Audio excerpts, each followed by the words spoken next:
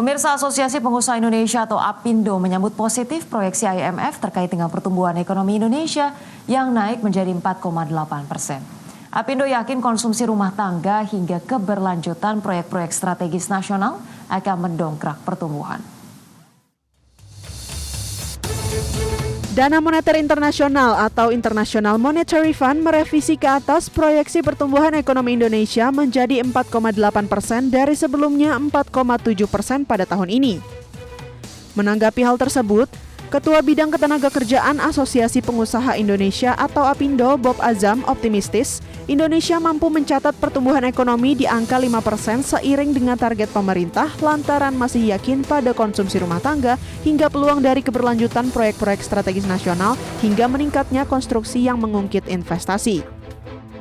Memang dalam waktu tertentu ini ekonomi akan tertekan, ya.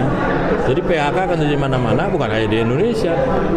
Ya di semua negara juga mengalami, bahkan sekarang surprise ya kalau kita dengar youth unemployment di China itu udah 20-30%, jangan salah. Meski di tengah tekanan ekonomi global dan domestik, APindo berharap pemerintah perlu menyiapkan kebijakan insentif, khususnya insentif pajak yang lebih relevan dan selektif sebagai langkah memutus rantai pelemahan produktivitas di tengah tekanan ekonomi global. Strategi yang dinilai efektif adalah pemberian relaksasi pajak pada sektor-sektor yang memiliki elastisitas tinggi terhadap penerimaan negara seperti otomotif dan pembelian rumah. Jakarta, Ade Firmansyah, IDX Channel. Di tengah optimisme akan capaian pertumbuhan ekonomi yang tetap positif di angka 5% pada tahun ini, nada yang lebih hati-hati datang dari lembaga-lembaga global. Sejumlah lembaga internasional ramai-ramai memproyeksikan pertumbuhan ekonomi nasional di bawah 5%. Di tengah keyakinan pemerintah akan capaian pertumbuhan ekonomi yang tetap positif di angka 5% pada tahun ini, nada yang lebih hati-hati datang dari lembaga-lembaga global. Meski sejumlah lembaga internasional ramai-ramai merevisi naik proyeksi pertumbuhan ekonomi Indonesia, namun proyeksi tersebut masih di bawah 5%. Dana Moneter Internasional atau IMF merevisi naik pertumbuhan ekonomi Indonesia pada tahun 2025 menjadi sebesar 4,8% dari sebelumnya hanya 4,7%. Hal tersebut tertuang dalam laporan World Economic Outlook Update edisi Juli 2025. Senada dengan IMF, S&P Global Ratings yang mematok pertumbuhan ekonomi Indonesia 2025 hanya sebesar 4,8%. Proyeksi tersebut dipengaruhi permintaan domestik yang menunjukkan tanda-tanda melemah di awal tahun. Sementara itu, Bank Dunia menurunkan proyeksi pertumbuhan ekonomi Indonesia menjadi 4,7% untuk tahun 2025. Angka ini lebih rendah dibandingkan laporan Global Economic Prospects edisi Januari 2025 yang memproyeksikan pertumbuhan sebesar 5,1%. ASEAN Plus 3 Macroeconomics Research Office atau AMRO juga memangkas pertumbuhan ekonomi Indonesia pada tahun 2025 menjadi 4,8%. Angka ini lebih rendah jika dibandingkan dengan proyeksi sebelumnya yang sebesar 5% pada 2025. Jakarta, Tim Liputan IDX Channel. Pemirsa, ekonomi Indef Eko Listianto menilai proyeksi pertumbuhan ekonomi Indonesia sebesar 4,8% dari sejumlah lembaga internasional mengidentifikasi bahwa tantangan ekonomi Indonesia akan berat. Menurut Eko, proyeksi pertumbuhan ekonomi yang berada di bawah target pemerintah sebesar 5,2% ini harus diantisipasi dengan baik. Khususnya dampak dari kesepakatan tarif dagang dengan Amerika yang dapat berkontribusi terhadap penurunan pertumbuhan ekonomi Indonesia sebesar 0,03%. Dari sisi domestik, pemerintah juga harus menjaga daya beli masyarakat yang selama ini menjadi penopang pertumbuhan ekonomi nasional. Ekonomi Indonesia 2025 ini diperkirakan akan sedikit naik ya dari proyeksi sebelumnya dari 4,7 kepada 4,8%.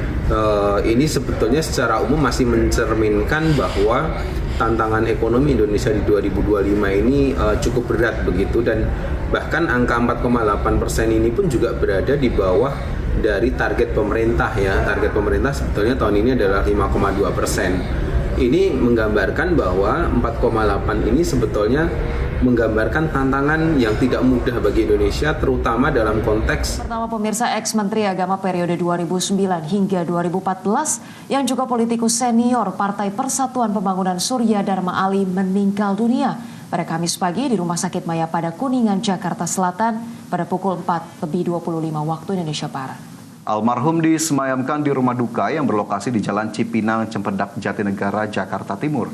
Surya Dharma dimakamkan pada siang hari selepas salat zuhur di Pondok Pesantren Miftahul Ulum, Jawa Barat.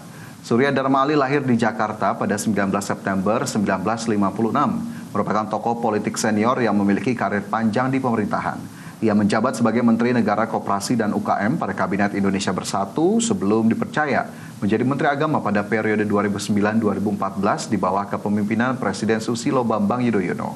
Di kancah politik, ia memimpin P3 sebagai Ketua Umum dari tahun 2007 hingga 2014.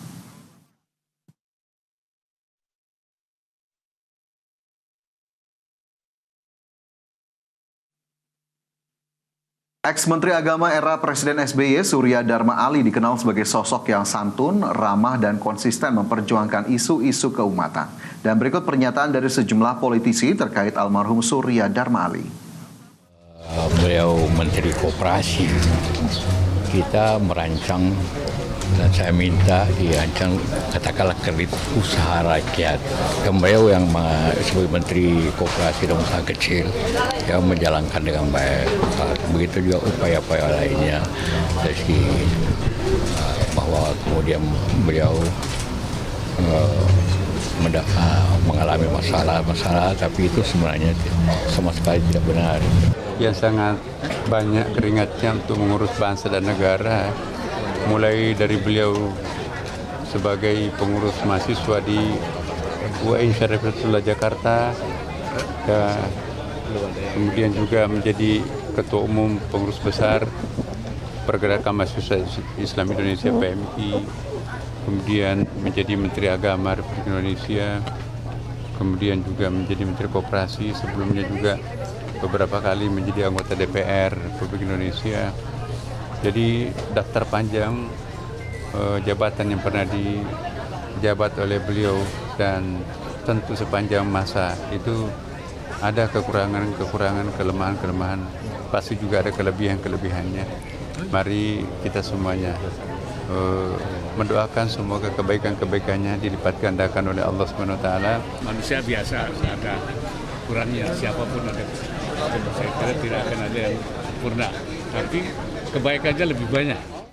Pemirsa, Konfederasi Serikat Pekerja Indonesia atau KSPI menilai gelombang PHK yang terjadi di Indonesia disebabkan oleh efisiensi yang dilakukan perusahaan dan penurunan daya beli masyarakat. Presiden KSPI Said Iqbal meminta pemerintah segera membentuk Satgas PHK. Satgas PHK diharapkan dapat memetakan dan menekan angka pekerja yang kena PHK sekaligus mendistribusikan lapangan kerja yang ada. Selain itu, pemerintah juga harus mengubah pendapatan tidak kena pajak dari 4,5 juta rupiah menjadi 7,5 juta rupiah per bulan, sehingga para buruh memiliki sisa gaji untuk meningkatkan daya beli di tengah ketidakpastian ekonomi. Pemetaan terhadap persoalan PHK dan solusinya, itulah yang kami usulkan Satgas PHK. Pak Presiden Prabowo kan sebenarnya sudah setuju dengan Satgas PHK, tapi sampai hari ini nggak dibentuk. Ada apa? Kami mendorong secepatnya dibentuk Satgas PHK untuk melakukan mapping. Setelah mapping dicari solusi dan sekaligus mendistribusi terhadap lapangan kerja yang ada di satu daerah dengan daerah yang terjadi PHK, terjadi perpindahan. Yang kedua, memastikan daya beli masyarakat naik. Maka pendapat kami, aturan pajak dirubah. Pendapatan tidak kena pajak atau PTKP dinaikin dari 4,5 juta per bulan. Ya, kalau berbicara soal pertumbuhan ekonomi Indonesia ya Caya, yang memang diperkirakan masih berada di kisaran 5%, tentunya kita juga harus berkaca pada kuartal pertama, yang mana hanya 4,8%, ini di bawah 5%, dan tentu ini menjadi catatan tersendiri. Dan menurut saya pribadi terutama ya Caya, reformasi struktural ini terus perlu dilakukan, karena memang belum kita beralih ke sentimen globalnya ataupun tantangan-tantangan dari luar, tapi dari dalamnya, dari internal lah yang memang harus dioptimalkan, harus kemudian direformasi agar kemudian semua sumber-sumber pertumbuhan ekonominya bisa dimanfaatkan dengan baik. Ya, dan tadi salah satu hal yang juga cukup janggal adalah terkait dengan proyeksi optimisme dari pemerintahan Indonesia yang sangat berbanding terbalik dengan proyeksi lembaga-lembaga internasional atau lembaga global yang memproyeksikan justru ada penurunan dalam pertumbuhan ekonomi Indonesia begitu ya. Parameter ataupun indikatornya seperti apa, yang jelas kita harapkan setidaknya daya beli masyarakat dulu lah yang harusnya didongkrak begitu ya untuk menyongsong pertumbuhan ekonomi ini. Karena kalau misalnya dilihat dari berbagai aspek yang ada, tapi yang merasakan langsung kan pasti balik lagi masyarakat begitu ya. Ya, jadi setinggi apapun pertumbuhannya, jika memang kita lihat di lapangan masih cukup sulit daya belinya untuk diangkat. Nah, ini yang harus dilakukan pemerintah, menjadi prioritas untuk kemudian diperhatikan dalam rangka meraih target pertumbuhan ekonomi.